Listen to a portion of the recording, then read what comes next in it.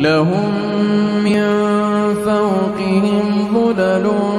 من النار ومن تحتهم ظلل ذلك يخوف الله به عباده يا عباد فاتقون والذين اجتنبوا الطاغوت أن يعبدوها وأنابوا إلى الله لهم البشرى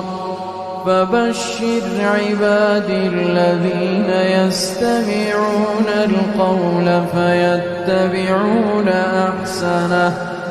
أولئك